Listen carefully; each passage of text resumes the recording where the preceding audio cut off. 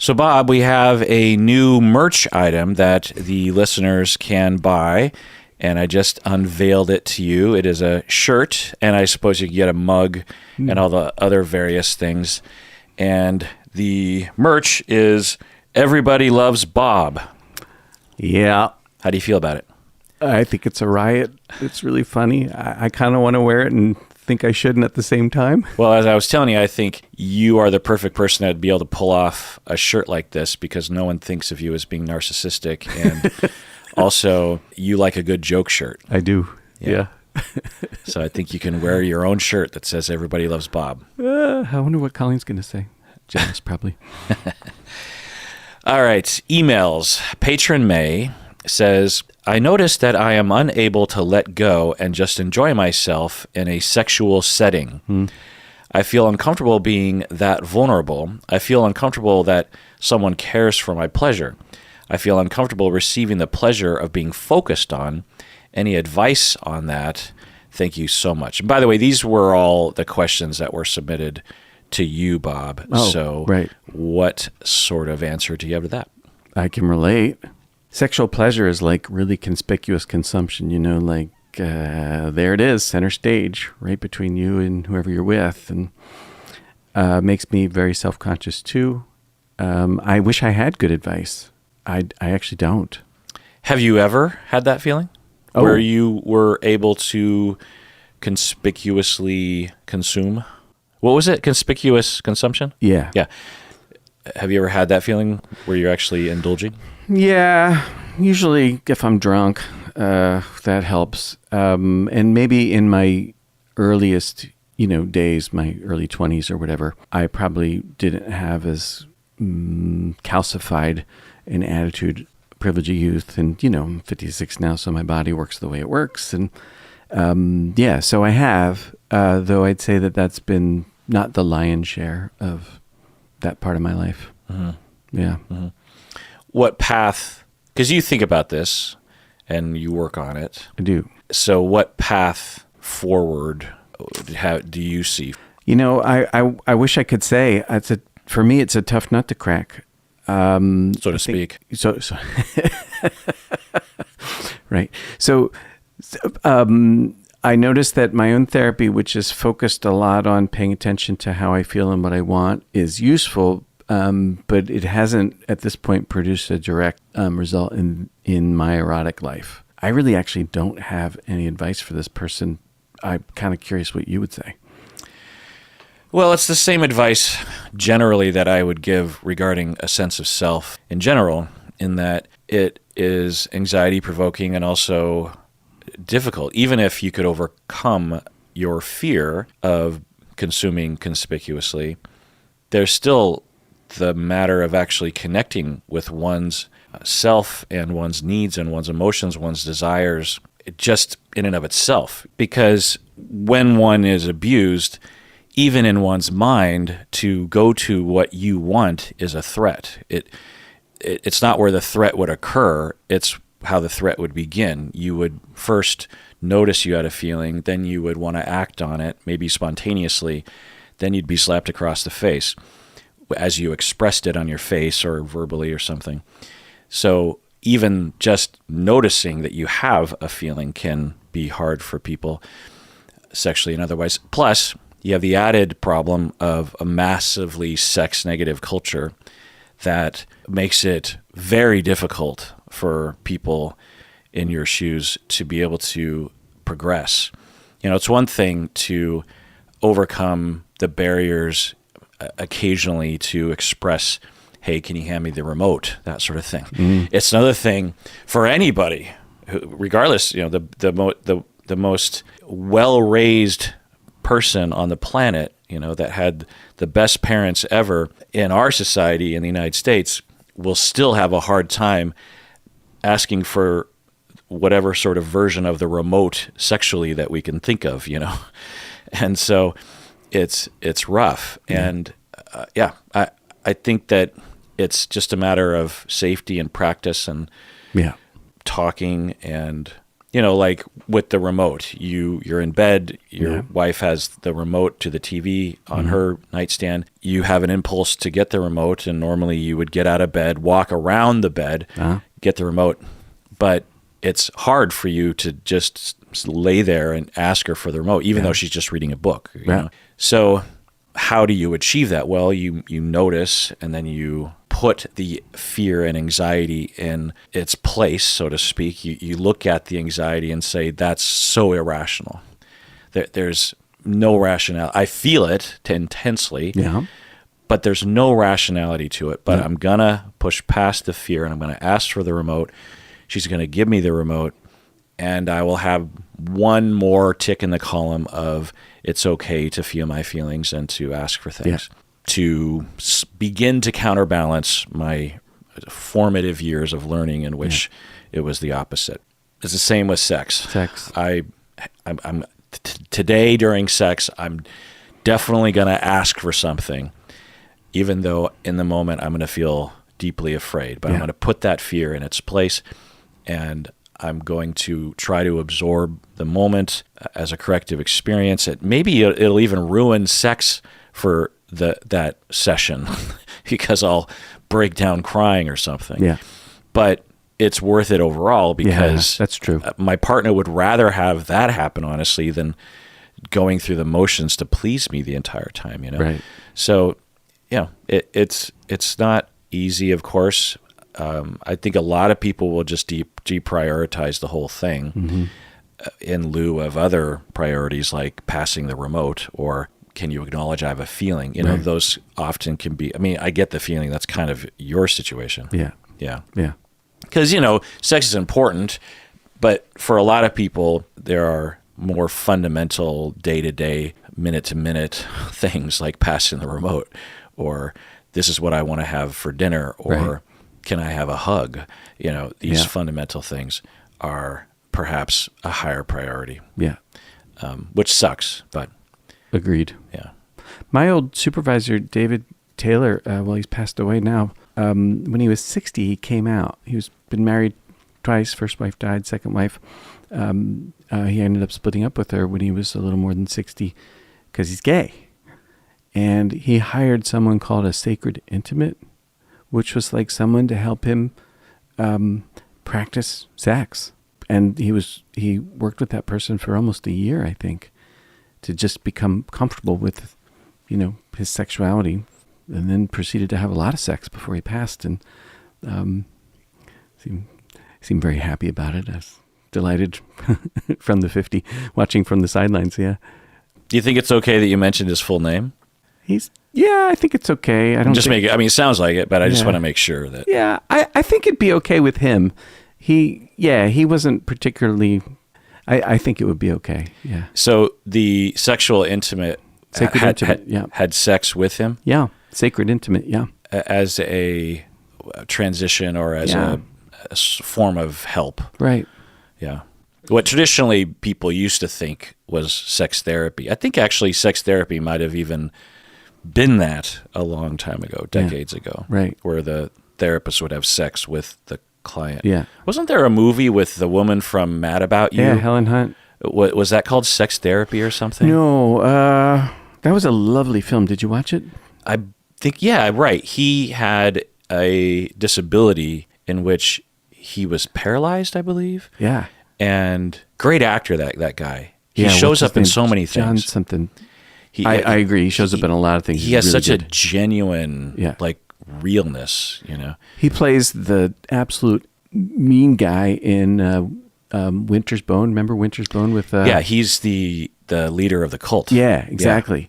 Yeah. And he plays an excellent version of that where he's both love-bomby and you could feel his charisma, but there's a fragility and rage there. Yeah, exactly. And then he plays this lovely man who has some kind of major disability, like cerebral palsy. Muscular, maybe spina bifida. Anyways, he's completely paralyzed. He's never had sex, and she is someone that he they have sex. And she's a sex worker. She's not necessarily a professional helper of sex or No, she keeps notes. This is definitely therapeutic. like she was a professional. Yeah, she's married. She has and she actually, in the film anyways, has a hard time because she finds herself feeling really drawn to and attracted to him. And, it gets kind of muddy, like her boundary gets a little muddy in her own heart. Of course, because that's what they always want to do to us helpers. But, I remember liking the movie. Point. And for Helen Hunt, it was quite a departure because she was at the height of her powers at the time. And getting that role taking that role was, I think, quite a risk. Yeah. I wonder if it actually harmed her career because she kind of dropped off the face of the earth. I don't know what happened to her. I mean, I would say there was a time when she was top 10, top 5 actresses in the United States. Yeah. All right. Next question from YouTube member Liv. They say, is "I'm sorry you feel that way" ever a legitimate apology? So if someone were to say, "I'm sorry you feel that way," perhaps in addition to other things, could that ever be a part of a legitimate apology? I don't think so. "I'm sorry" is a good apology. "I'm sorry you feel that way" is so qualified, and it just shifts focus from an actual apology to you're the one with the screwed up feelings. The way it's we're talking about it right here, I would say no. Yeah, I talked a lot about this in my deep dive regarding apologies. "I'm sorry you feel that way" is one of those non-apologies. Yeah. But I want to get away from people focusing on verbatim statements and more towards what's being communicated. Right. I wonder if in the history of mankind, has there ever been someone who legitimately or effectively apologized while saying the phrase, "I'm sorry you feel that way"? I don't know. But you could make it work, If you were indeed sorry that someone had feelings. Exactly, and you communicate. If I hurt your feelings yesterday, Bob, and I said something like, "Hey, man, I am truly sorry that you feel that way. I didn't want to make you feel that way." Right. That's a weird way to phrase it a little bit, but if it's felt and genuine and communicated and received, then it doesn't matter what the fuck you say. In fact, I actually tell people to forget about the words apology or sorry when you're trying to apologize, because to focus on those words actually will distract people from what a real apology is. And most of the apologies that I have communicated probably never involve the word sorry or apologize, because that's not the point. It's like, to me, it's like saying when you order food at a restaurant, when the waiter comes over, you have to say the word food.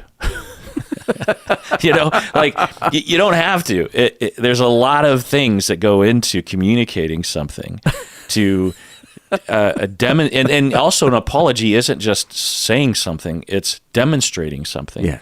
You're demonstrating that you understand the transgression, that you understand the harm, that you've taken the time to investigate or think about it, that you are also recognizing that you probably, if it's a big enough transgression, that you need to change, and you've thought about that too. Right. I have this issue, or you've already known you do this sort of thing, so you're already on a path of trying to change that aspect of your behavior or personality.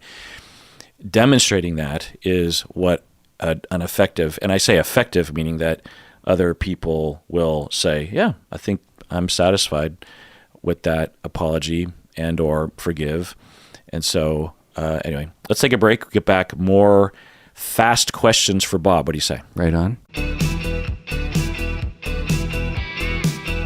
So Bob, let's do an OPP. Yeah. These people became patrons in 2021. These are all monthly deserving listeners.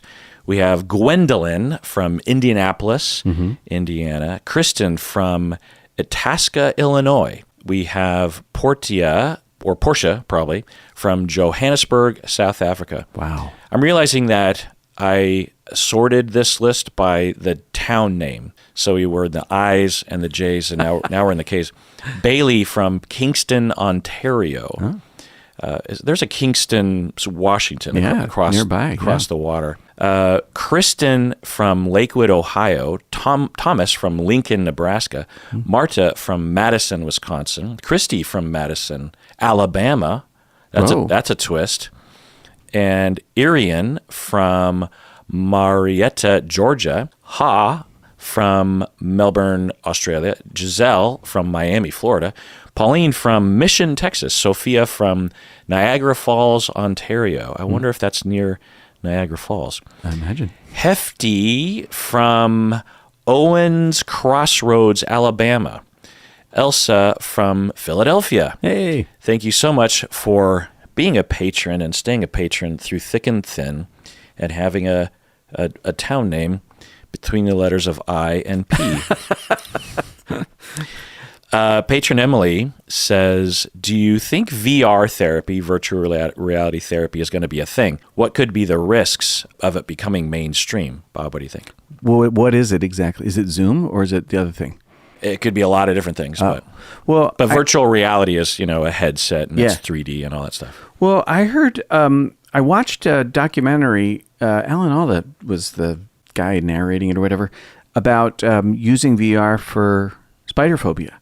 And they had this electronic spider walking around, and there was a glove version. There's a glove attached to the thing, and so it could walk on your hand or whatever. And it was effective as a way to move through spider phobia. And I understand, though I can't say with certainty where I heard it, but I understand that they used a VR therapy program for people who were eyewitness to the Twin Towers coming down. And it had, the visual and I think like smell, like whatever the smell was. And it worked really well to help people. What do you mean the smell? Whatever it smelled. I don't know what it smelled like, but that dust. What was the method of therapy? Well, it was a headset plus some they put something in plus the air. Plus a smell. Yeah, plus smell. Like dust or something. Yeah, for exposure to, those experiences, those memories anyways. And let's be real, that exposure therapy will help people move through their fear, but it won't desensitize to the thing that happened. And I was in this study once a long time ago where they were doing not VR therapy but exposure therapy for women with PTSD who were doing the DBT program or whatever. And to a person, the ones that completed it said that they had less fear and they were filled with more sadness and anger, which really, when you think about it, is appropriate for the kind of crap that they went through. So exposure therapy won't take away your feelings. It'll take away one particular fear so that you're not afraid of the memories of, or the, if it's spiders, whatever, heights, doesn't really matter. Meaning that afterwards you'll still have feelings. Yeah.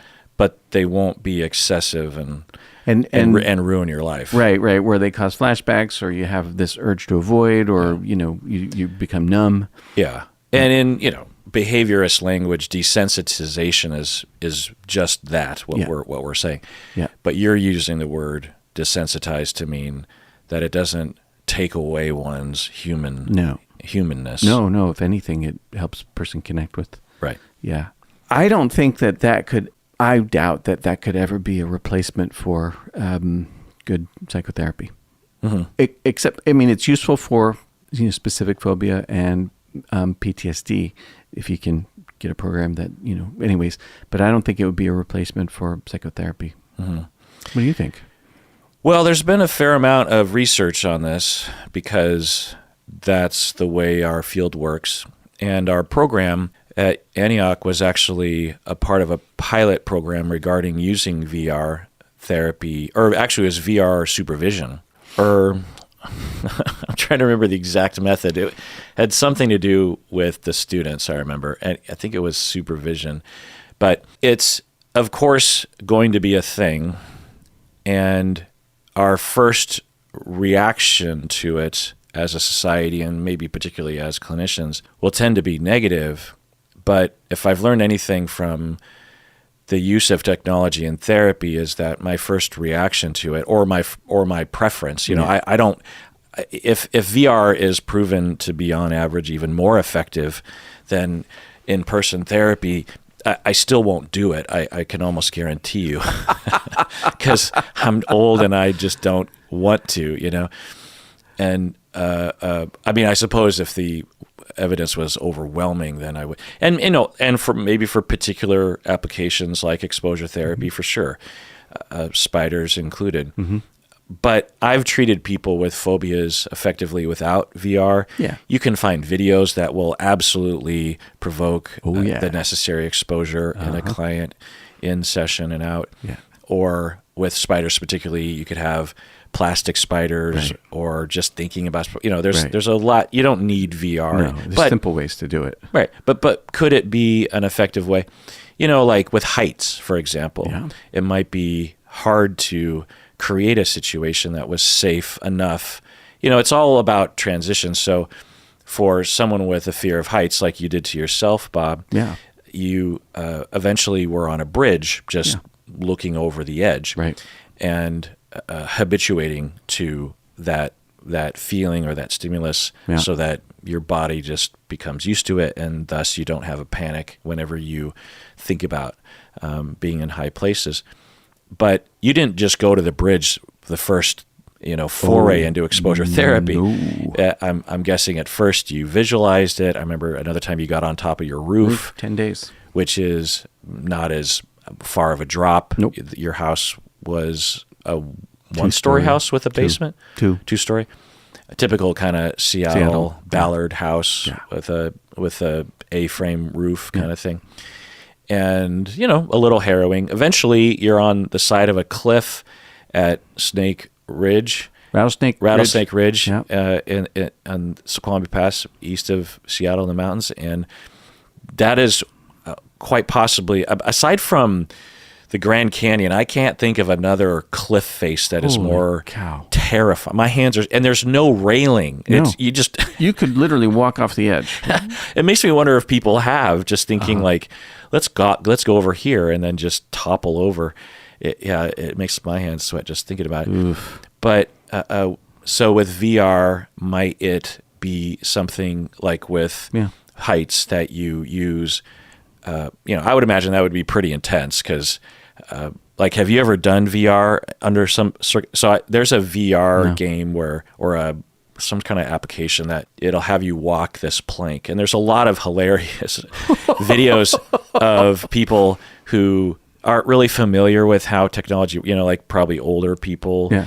50s, 60s, 70s, and they're wearing the VR set, and they will, they know they're in a game, but VR can overtake one's rational mind, and so there's all these clips of people wearing the headset, and I think they're walking a plank, and they're expected to jump off the plank or something, and people will literally jump, and they'll fly into a TV or a wall or something. Putting a VR headset on my mom, who is almost 80, is one of the funniest clips we have in my family. I watch it all the time. My mom, she is, I think she's a boxer, so she's like a guy wearing, she has a nice body, right? Yeah. So she looks down at her body and she's like, and then another time she was doing this thing and she didn't have a body. She was like floating over the Grand Canyon or something. Whoa. And she looks down and she just blood-curdling scream, you know. She's just like, and me and all the rest of the family are just literally on the floor laughing. Yeah, of course. But anyway, so with VR, it absolutely can have applications for a lot of phobias and PTSD exposure, as long as it is within the guidance of a competent therapist, which isn't necessarily easy to come by the way. But it could be. But in terms of VR therapy, what do we mean by that? As you were saying, Bob, there's that application which already is being used, and I think would be great, but not necessary in all situations. But like with Zoom, as you were saying, you could be on a headset, the client could be on a headset, and there either would be an avatar or there would be a way, because this is happening, where there would be enough cameras on the client and the therapist to actually, and you feed in a scan of your face because, you have the headset on and it can't right. necessarily see your face. Right. But the avatar will be a representation that is very, very close. In 10, 20 years, the avatar will look indistinguishable from your real, self. And you can design your office however you want. You could tailor it to every client. You could sit as close or as far away. You could do remote therapy with multiple people in the room. Mm-hmm. Random experts could be hired for 5 minutes of drop-in on a therapy session. Trippy. You know what I mean? Or right, or a team meeting with another physician or something, or family members. It sounds like it would be awesome. Sometimes these applications, at least in the near future, don't really, because we have what I'm talking about right now, we basically have right now, but people don't really use it because it's just easier to call someone on the phone or at least just do Zoom. Right. There's something about putting a headset on that's just kind of cumbersome and it's not comfortable. They're making them more and more comfortable and lighter, but it's still not, it doesn't feel natural. Right. Imagine a day at the office and that. Yeah, especially that. Imagine, it's already bad hunched over a laptop. Right. Can you imagine having a headset on all day? Yeah. But, you could see how some people could use it. Another application is just with AI, where you have a chatbot that can manifest in a visual avatar, and you wear VR and a headset, and you could even walk around or fly around the Grand Canyon with your therapist and just have a conversation. You could integrate soundscapes and landscapes to relax people, maybe. Yeah. Or I just thought about this. You could have, whether it's AI or us as therapists, you could tailor the environment to what you and the client think is a best setting for that exploration. Like, if they're exploring their childhood, you recreate their childhood home. Wow. Whether that's a good idea or not, or if instead of that, you recreate a very relaxing landscape with butterflies and a waterfall and nature, and that's where you go when you really want to talk about X, Y, or Z. Or, I don't know. There's all sorts of possibilities that I'm sure are already in development. Anyway, point is that with AI, we're in a world now where I never thought this was going to be possible, that you can have in our lifetime a legit AI therapist who will even provide empathy and whatnot. Now, will that replace us? Is that something that I would want as a client? Absolutely not. But I don't know. If I give it a try, and because it might even be more comforting for some people who have a harder time being vulnerable with an actual human, that might actually help to have a little bit of distance. Yeah, I can see it. Like in the way that you have a VR headset walking across a bridge, the individual is intensely stimulated by it. They're having distress, but they don't have full distress because they know it's not real, but they have still a lot of distress. Yeah. One, someone with disorganized attachment or some sort of complex PTSD, to have an AI might provoke the feelings enough, but still be safe enough for the person to actually tolerate it, such that it would be a step from A to C, and it would be the B step. I have a client that uses a chat bot as a supplement to her personal counseling, and really, she finds it very helpful and comforting. What bot is it? I don't know. A chatbot that's dedicated to therapy, or? Don't know. Huh. I don't even know what that is. Yeah. Yeah. Well, there's different chatbots out there. Well, let's try it out. Yeah. Do you want to see what happens when I do chat? So I will say, please be my therapist and start a session with me. I wonder if ChatGPT will even oblige. I'm sorry, I can't provide help. Yeah. So I'm guessing that what she's talking about is, well, maybe if I just said, like, I'm feeling down, I'll just say I'm feeling down. I'm sorry you're feeling down. It's completely okay. Let's see, if you're comfortable, could you share a bit more about what's been on your mind? Wow. So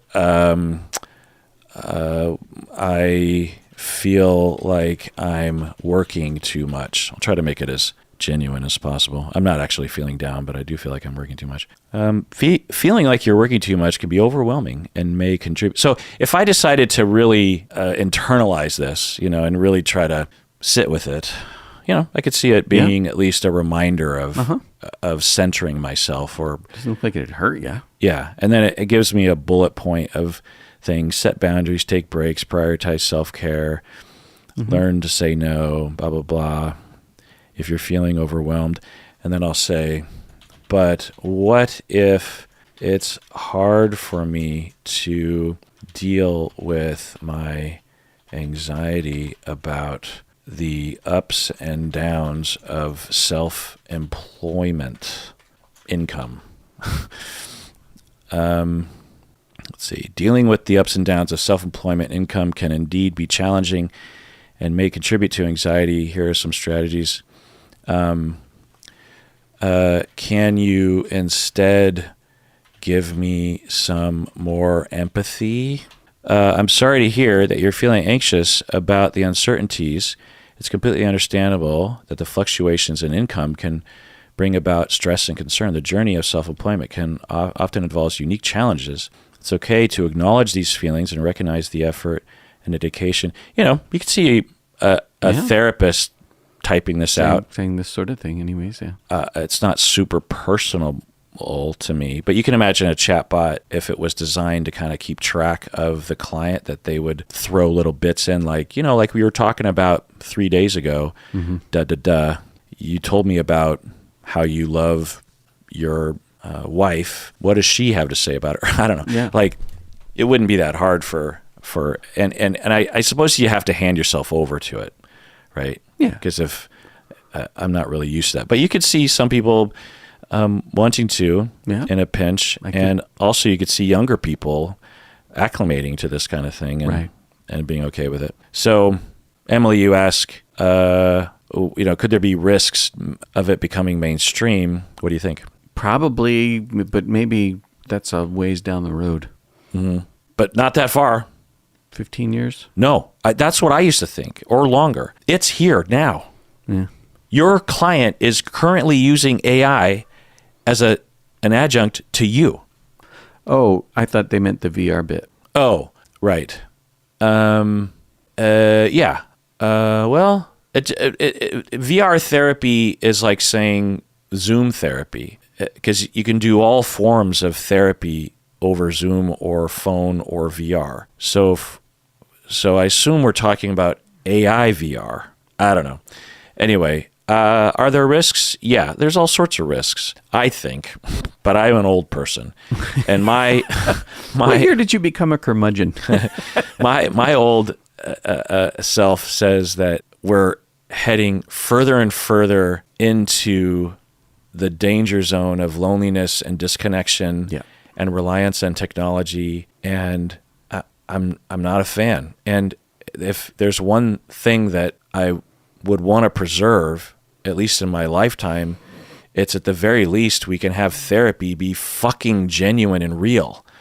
And I'm worried about training of therapists, and it just seems to be taken as a given now. There doesn't seem to be any pushback even. No, I think that's part of the fallout from the pandemic, right? We become more reliant on technology and used to it, which me included, even you. I mean, you could be doing in person. You're choosing not to. I am. Because why again? Because some of your clients want it to remain over Zoom. Oh, most of them. Yeah. Yeah. Yeah. And so I don't have to pay office rent or figure out how to work from home. If you could snap your fingers and all your clients would be begging for in person, would you rather have that? Yeah, I'd build an office in my backyard. Yeah. Yeah. Yeah. Would I rather? Yeah. I don't have a strong preference one way or the other, but if people did want to see me in person, I would. I have interest in accommodating it. I don't have interest in renting an office. Right. And I love my commute. Yeah. Which is just walk down the hall. Yeah.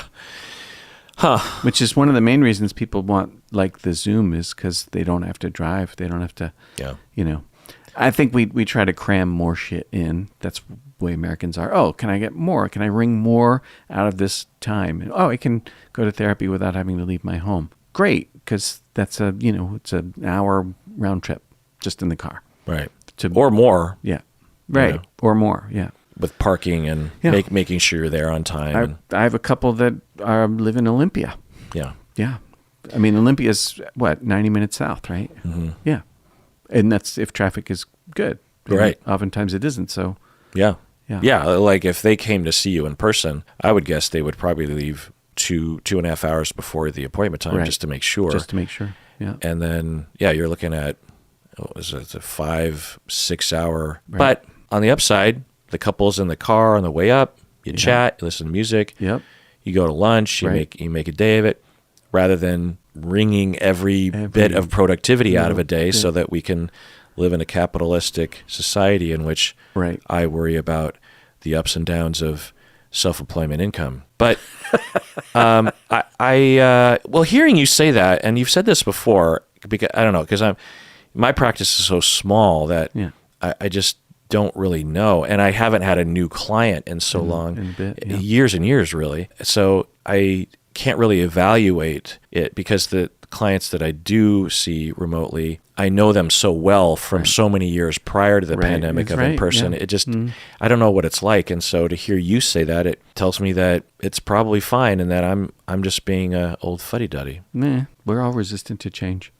Yeah. And we do have reason to have caution about change. So, yeah.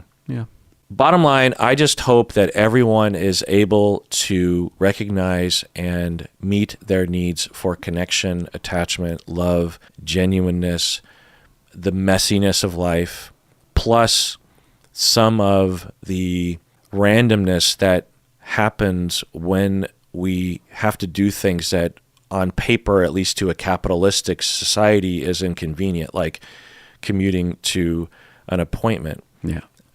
There some of, I don't know, I imagine a lot of who I am has to do with things that I did while I was bored or while I was trying to pass the time, Right. And we don't, especially if you're spending it with other people. Right. In fact, one of my favorite things to do is to carpool with people in my life, right? Like my parents are wanting to go to Seattle Art Museum, and so they could easily drive downtown and park in a parking lot, whatever. Yeah. But since I'm on the way, they're going to come to my house, and I'm going to drive them down there. Yeah, it's nice. And it's just fun to. It takes away from my capitalistic efforts to drive them downtown and come back home and then drive back downtown to pick them up again. But it's or stay down there by myself and just kind of wander around. I wonder if you and me would be, I'm sorry, I'm interrupting. No. Well, I'm wondering if you and me would be the friends that we are if we had done a program where we saw each other twice a year for a week. Right. Because one of the things I like to do is go out with you for a beer after class. That was fun. Right. Yeah. You couldn't have that. And students don't have that. Yeah, they don't. To my knowledge. Well, if they're Zooming, no. Yeah. It's easy. It's so easy to not. I mean, you could have a beer over Zoom, but do they? I don't know. I wouldn't. Yeah. Just sit there in front of your computer over Zoom having a beer.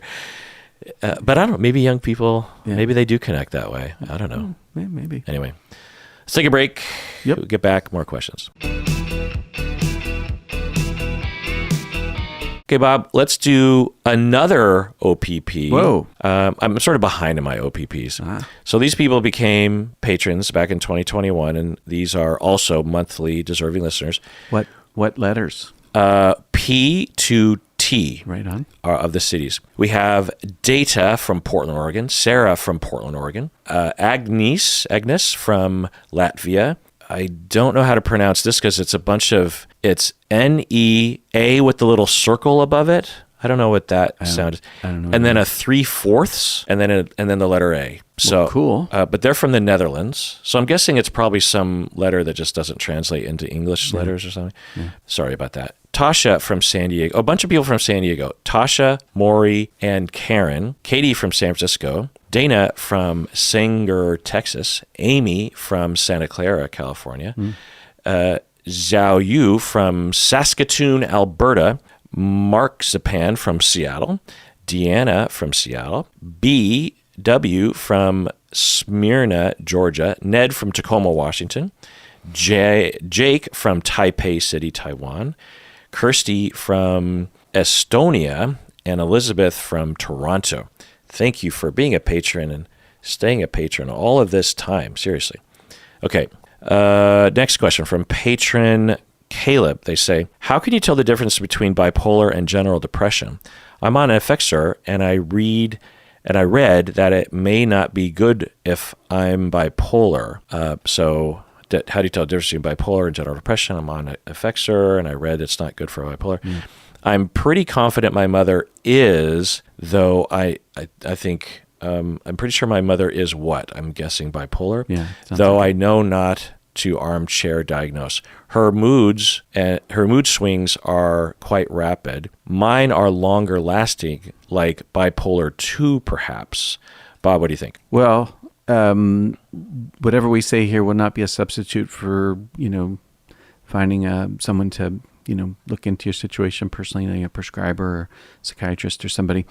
My first thought is people don't understand what mania really is. So when they talk about bipolar or bipolar 2, I think oftentimes they're talking about just maybe mood swings, but that are more related to, what's going on in their lives as opposed to true mania. Mania is unmistakable when you see it. Yeah. Even hypomania is unmistakable. Yeah.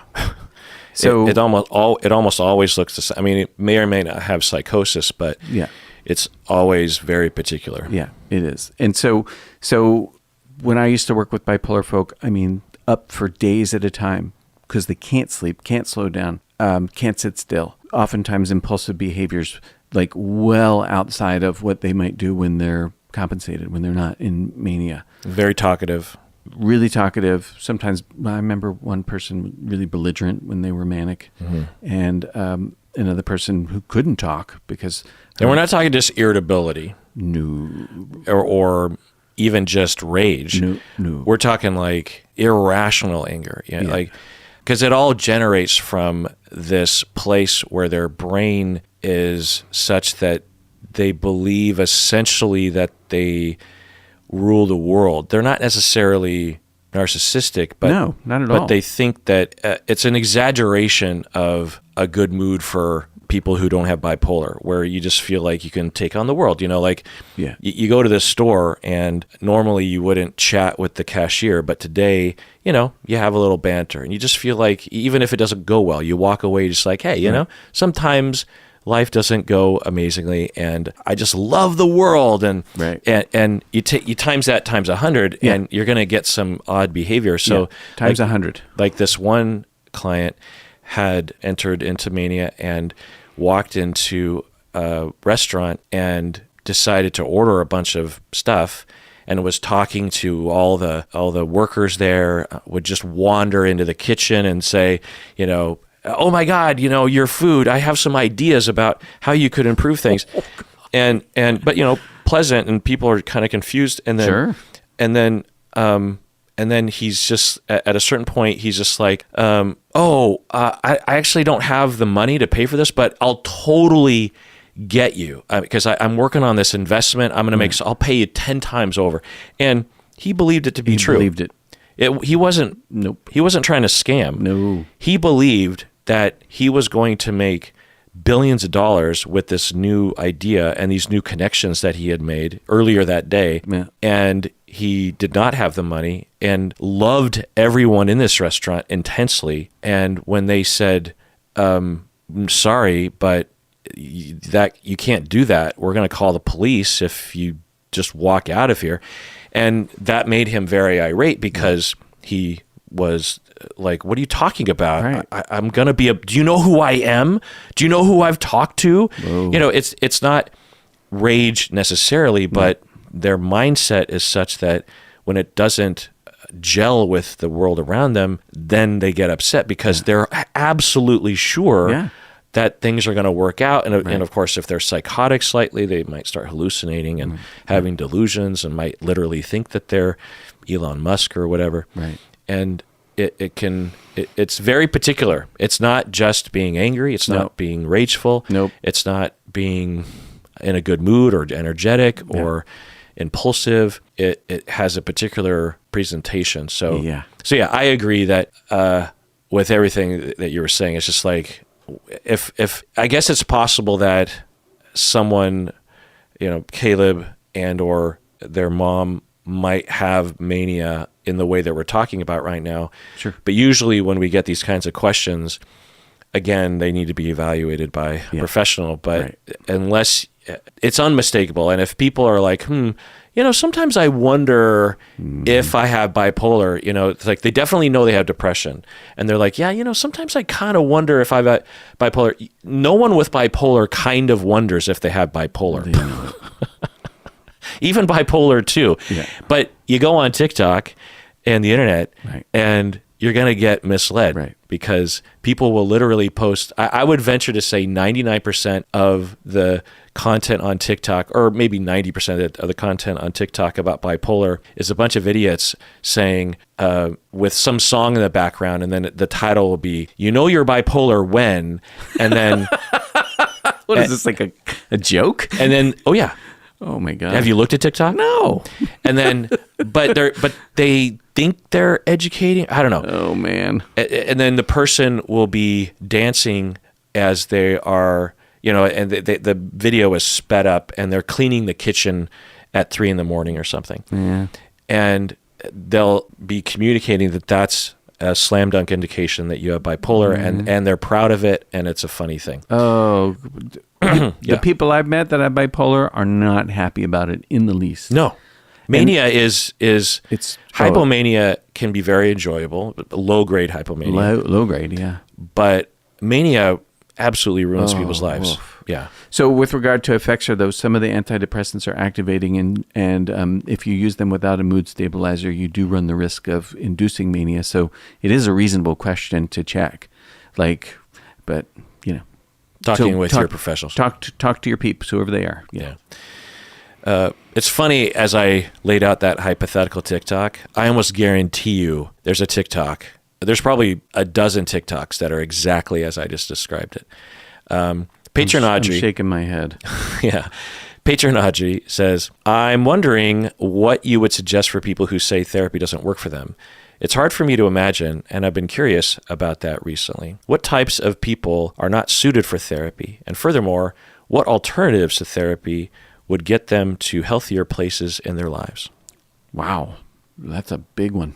That's a big question. You know, when I think about this, like from a sociologic standpoint, like we don't have treatments that will cure all illnesses, right? Like if a person had cancer, we don't have therapies that will cure all cancer. It's hard to imagine a universe in which we have a psychotherapy that will cure all mental health troubles. So, and then when I think about it from an individual perspective, I'm sort of like, well, how do we know that it won't help this one person here? Like if we say that, how do we know that this person truly isn't treatable? Like how do we know that? And what are the things that get in the way of therapy working well? It could be that the therapist is not following a protocol, like they're not doing good therapy. Could be that we just don't have a therapy that fits whoever the person is, and that's always possible. But I'm always thinking, well, at least for the people I see, if it's not working, then maybe I'm not adjusting properly. I'm not seeing things properly. So good supervision, good mentorship, good consulting. Always. I mean, I consult with you all the time. So, so I can't actually remember the rest of the question. Well, when I hear someone say that therapy doesn't work for them, I don't know what that could be a result of, but I would put at the top of my list of hypotheses that they have a problem Because if you don't really have a problem, you probably wouldn't say that statement. So I think that they know they have an issue. There's some kind of problem. And they've tried therapy, maybe 1, 2, 3 times and found that it didn't really help them. And I would put at the top of the list that they didn't find the right therapist, they didn't give it enough chance, or they didn't meaningfully participate. Yeah. They just showed up. There's a fair amount of people, and there's a personality profile, people on the narcissistic spectrum, for example, who I will treat, and in the beginning of therapy, which I would characterize as the first couple years of therapy, it's frustrating, but a phase of therapy that needs to be worked through with these folks, in that the client shows up and is basically there to prove to me that they're smart and or healthy, and their decisions are all fantastic. And I have to endure that, which is fine, and provide them the corrective experience of praising them and giving them the space to say such things without rejection. And because that's the way they felt growing. They're trying to induce me to criticize and reject them. Can someone go to therapy, even with a specialist like myself, and just wake up one morning and say, you know what, I really just have it all figured out. Or this therapist really just hasn't really given me any kind of gem that I think is worth the money and time I've been spending. That'll happen. It's hard to hold on to narcissistic clients, even when things are going well, honestly. I've had narcissistic clients who will tell me after years that they finally see it. And yet every session, with borderline folks, every session for years can be a struggle, in that they will be convinced that I hate them or that I've wronged them or something. But they at least keep coming. They might occasionally threaten to break up, but there's a pretty strong compulsion to come into therapy. For narcissistic people, every session, every week is a struggle for them to tolerate or admit that they're vulnerable and that they need help, like every human does. And they're in a constant, for borderline people, they're constantly thinking, is my therapist going to fire me? For narcissistic people, they're in a constant state of, when do I fire my therapist? Is this the day? So anyway, if I heard from someone that therapy didn't work for them, I wouldn't know what that meant, but that would be one of the hypotheses. Right. Then you say, what types of people are not suited for therapy? I don't think there's a type of person that isn't suited for therapy. I think every type of person. I think there are types of problems that aren't suited to therapy, like if you have a cavity in one of your teeth, or honestly, if you have bipolar. Therapy can help to cope, also to get support, to explain things. Of course, having bipolar doesn't mean you don't have other problems. Right. But you're not going to solve your bipolar with psychotherapy. Right. Active psychosis is probably a thing that would get in the way of therapy helping. Yeah. So delusions about reality would get in the way. Yeah. Patron Audrey has another question. She says, gift giving is not my love language. Okay. Gift giving is not my love language. Not because I don't appreciate gifts. It's just that I really suck at giving gifts no matter how hard I try. I get overwhelmed. I get details mixed up all the time. And I feel like even when I really know someone, I still don't quite nail it on the head. Sometimes I even think that if the gift isn't perfect, then it's not worth getting anything at all, because anything less than will only upset them. How are you guys with gift giving? Do you have any tips for not gift givers getting through the holidays? Bob, what do you think? Well, it sounds like a bit of perfectionism going on here, where you're sweating what you do. I think that gift giving, maybe we're not going to hit it out of the park, but it is a gesture of care and consideration. It means you matter enough to me that I use resources that I have to provide something for you that I hope that you like. Yeah. But if you don't like it, I don't think that means the gift is ineffective. Like, it's considerate. I just got a T-shirt today. Yeah. I really like my T-shirt. Yeah. Right? But even if I didn't like my T-shirt, the fact that you went out of your way to get me a T-shirt is really nice. And Stacy designed it. Oh, really? Oh, Yeah. nice job, Stacy. Yeah. And the listeners demanded it. Oh, well. Yes, wisdom prevails, huh? Yeah. Yeah. Yeah. If you're not, for whatever reason, even if it is neurotic, the reason that you don't like giving or receiving gifts, then I think that that's fine. Love language or just preference in life. I've gone through phases where I would get burnt out on gift giving. I was really into gift giving for a period of time in my 20s. You know, I have a big family, and so there's a lot of birthdays, a lot of Father's Days and Mother's Days, and for us Japanese people, there's Girls' Days and Boys' Day and Valentine's Day, you know, of course, Christmas. And so I would really get into it, and I didn't have a lot of money, so I would spend, and there was no online shopping back then, so I would spend all this time going to stores in the mall, and I would bring a little pad and paper, and I would write prices down. Yeah.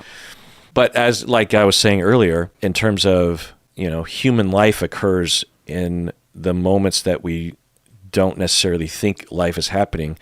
And I have a lot of fond memories of going shopping with family and friends, and it became a warm, fuzzy feeling to think about that whole process. You know, it wasn't something I did by myself. And then, of course, thinking about what people want. And so I went through a period like that, and then I got burnt out, and I just didn't want to give or receive gifts as much, maybe at all. You know what? You haven't given me half a frozen pizza since we were in our 20s.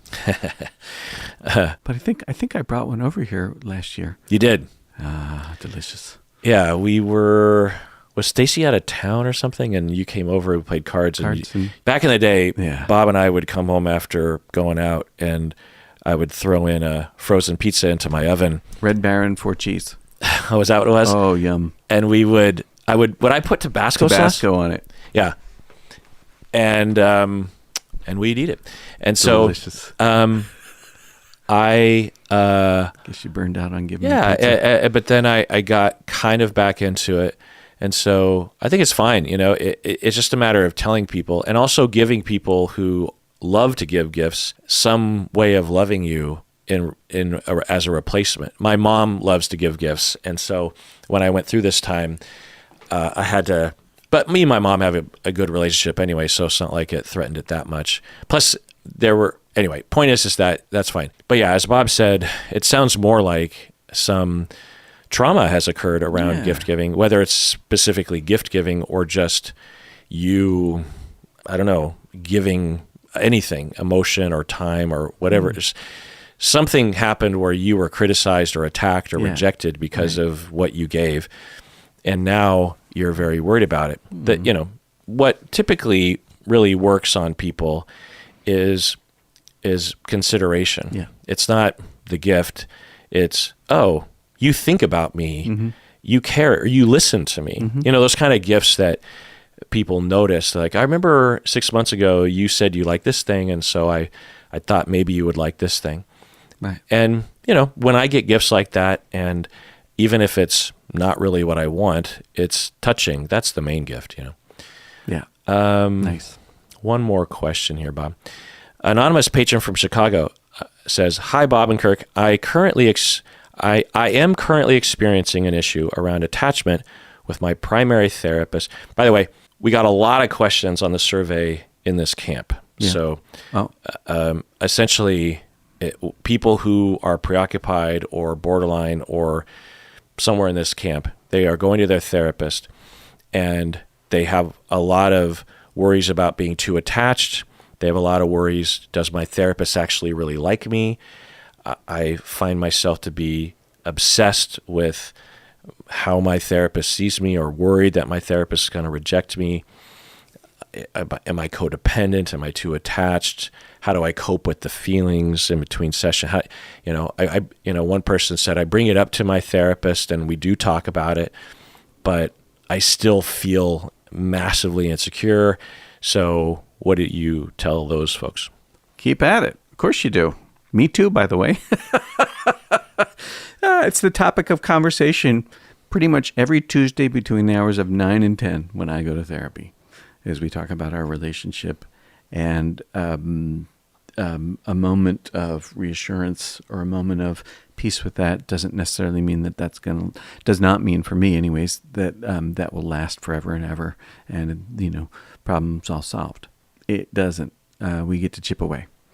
Mm-hmm. So I chip away. Mm-hmm. I think it's okay. And I think it's okay if you keep talking about it and your therapist is not going to burn out because you're talking about it again. It makes sense that a person would. Mm-hmm. Childhood wounds, they don't just like, oh, I know, my brain will be different now. We keep at it. Mm-hmm. Yeah. Yeah. The way that people ask these questions seems to imply that if they could only get over these feelings, then the real therapy could begin. Right. But it's the opposite. Once those questions are resolved, you won't need therapy anymore. Yeah. So that is the therapy, that feeling, that ambivalence, that fear, that question, that rumination. Therapy is happening, and that means it's working. It takes as much time as it will need. Yeah.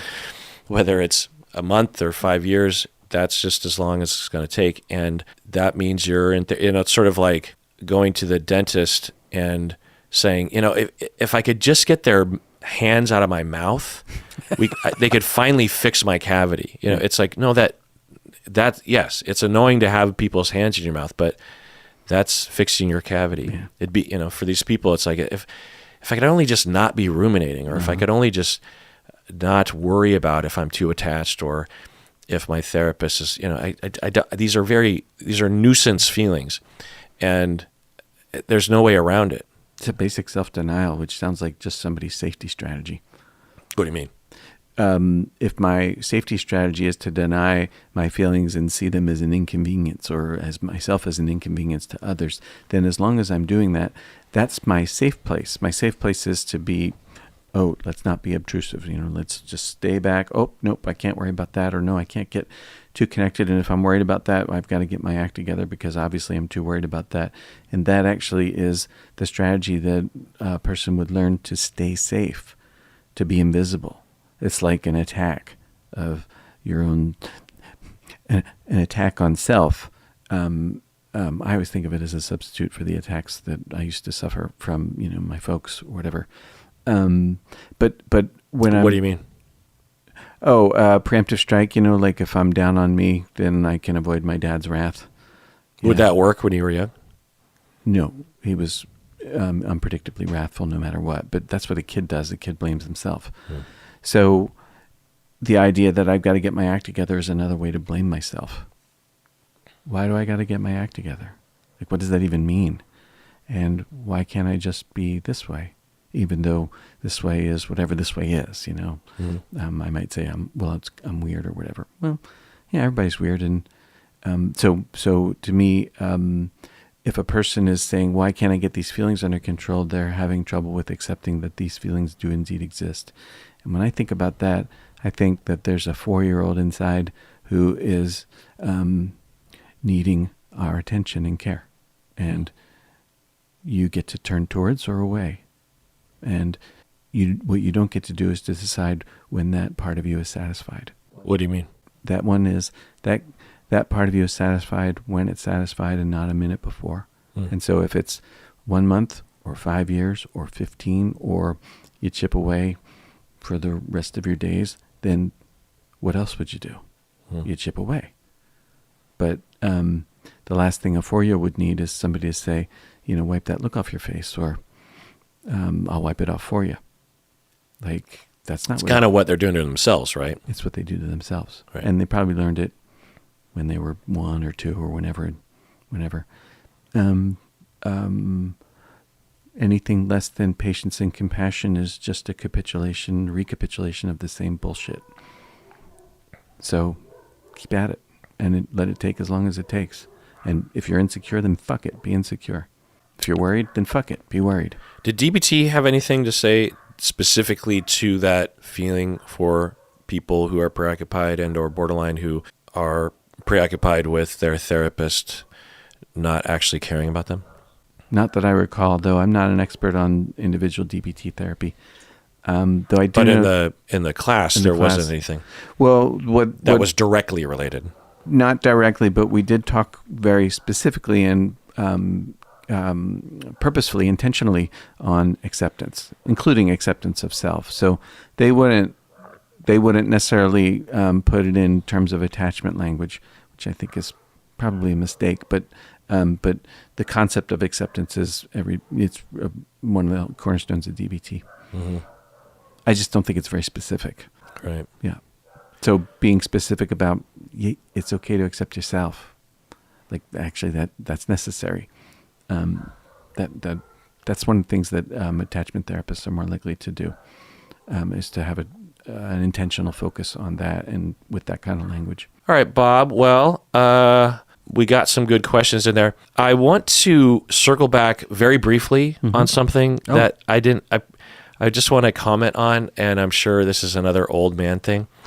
So, Patron May, the very first person with the question, when they were spelling the word sexual, they didn't actually spell the word sexual. They spelled it with an asterisk instead of the X. S-E asterisk, you know. What does that mean? So what do you think it means? I think it's probably related to the world being flexible around gender. So maybe it's a non-binary thing, or maybe Good guess. Maybe probably not what it is. Oh, but okay. Any other guesses? But that's a good guess. I'm surprised you even have, because I think of you as one of the most Luddite individuals that I know. Pansexuality, maybe? I don't know. Yeah. Right. Well, okay, in that direction. But is there any other guess that you have? Typo? Not a bad guess. Not a bad guess. So what it is, I'm 98% sure, is that on TikTok, and I think other platforms, they will censor or flag certain words. And there's just an algorithm, because especially places like TikTok where there's not a human being reviewing every single post. So they have to err on the side of caution. Right. And so like words like sexual or sex or rape or sexual abuse or maybe even just words like abuse. I don't know, maybe bullying. Let me actually Google it. There's just a list of words that are essentially banned. So words that are banned from TikTok. And so what people will do is they will spell the words, with these asterisks and stuff. Oh, yeah, that makes sense. Let's see. Words to avoid. It says anything like the word lesbian or gay or queer. What? Yeah. Well, because I don't know if it's because it's a Chinese company. I don't know. So yeah, words like lesbian, they'll do a $sign instead of the S, and with gay they'll use an @ sign. But you'd think the algorithm would figure that out, but I don't know. I do think it would. People will spell sex with G's, like SEGGS. I'm reading an article on which human-centered digital marketing. So this could all be silly. Abortion. Words like murder or killed are changed as well to unalived. Have you heard this before? No. Yeah. So what is happening is, because so many people, live and breathe through TikTok, people are starting to use that language outside of TikTok. So someone submitted a question to us through a survey, an anonymous survey. Right. And instead of just typing the word sexual, but the other thing is, like, it's not hard to know what someone is saying. You know what I mean? It's not actually, if some word was harmful to people somehow or triggering, replacing it with a couple asterisks doesn't obscure the communication. If the word sexual is triggering, it would still be triggering to read the word sexual with an asterisk in it. But I'm pretty sure I'm just an old person in the similar way that when emojis and LOL came out 25 years ago and all the old people were freaking out, and I thought, well, you're just old people. Like, it's not a big deal, Yeah. But I remember there was a lot of clutching of pearls and consternation and wringing of hands when LOL entered the zeitgeist and then entered the dictionary, I think. You were like, LOL, like, that's a disgrace. So, I'm pretty sure I must be in that camp, but it's kind of weird to me because I'll be watching a TikTok video or a YouTube video, and the person will say the word sexual, but in the captions, it will be censored. Wow. They'll say the word rape or sexual abuse. Wow. Well, that's the other thing. Instead of sexual abuse, it's all SA. Like they won't say sexual abuse. Oh. And, whatever. But on the other hand, I think it's sort of like 1984 newspeak shit, where we are allowing corporations to shape the way that we talk and thus the way that we think. We should not be afraid of the fucking words sexual or rape or sexual abuse or gay or lesbian or abortion or other words on this list like disabled. What? Or what other words are queer? We should, or killed or murder. Yeah. These are things that happen. Yeah. And sure, if it's triggering for folks and if a content provider like myself is about to head into something that is likely to trigger, a percentage of people, like a detailed description of a murder, then okay, trigger warning, and maybe don't even necessarily mention those things. But mentioning words like sexual or murder or killed, and we have to change it for TikTok, I don't know. I'm not a fan. Yeah, the tail wags the dog. Yeah, I think that we need to move towards acceptance of reality. These things are already stigmatized. Abortion sex is already stigmatized. Yeah. So to make it so that we can't even say the word or write the word, do you know how 1984 that is? Yeah, just crazy. So, but I don't know. I'm probably just an old person because I'm pretty sure younger people are doing this. Like literally, there are probably 16-year-olds that without blinking an eye will mention a murder and they will use the word unalive. They'll be like, "Oh, today we studied how JFK was unalived by Lee Harvey Oswald," and they won't blink an eye. It'll just be like the word that you use in that situation. Right. And language changes, I guess, and LOL is fine. Yeah. But I don't know. I think we need to embrace reality. Yeah, Rape happens. Yeah. Sex happens. Right. Gay happens. Yeah. Murder happens. Abortion happens. And we have to, like when I teach sex ed, it's a well-known icebreaker is you have all the kids say the word penis and vagina 5 times. Scream it. Yeah. All right, everybody, we're going to say penis 10 times loud. And all the kids are like, huh? And they're like, penis, penis, penis, because penises are real and vaginas are real. Yeah. Sex is real. Abortion is real. And to be like children around the topic just of the word is just not a world I want to live in. Yeah. But Patron May, I do not blame you. I don't even know why you did it personally. So I hope that you don't feel bad about yourself. I'm going to assume you're a young person and I'm an old doofus. You're practically yelling at people to get out of your driveway. Yeah. Oh, damn kids. I mean, so literally I stopped the recording a couple minutes ago because I could see on my security camera someone literally in my driveway that wouldn't move, and I stopped recording with me and Bob because I was almost about to go outside and tell him to get off my driveway.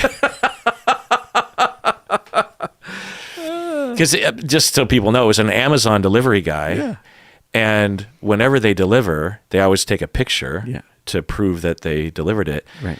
And on my security camera, I can see them. They always walk up. Sometimes they literally throw the package like 10 yards at the door. Mm-hmm. They take a picture and they walk away. This guy just sat there in my front, door area, just staring at my front. And I thought because he didn't ring the doorbell because it's not one of those things. Right. He just sat there and I'm looking at him. My dogs are going crazy. And I'm kind of also worrying about Stacy because eventually she starts getting concerned, like, because she can't see the security camera from where she is. Right. And so I was literally thinking, get off my lawn. Yeah. And I want to be able to say words. And everyone, please take care of yourself because you deserve it.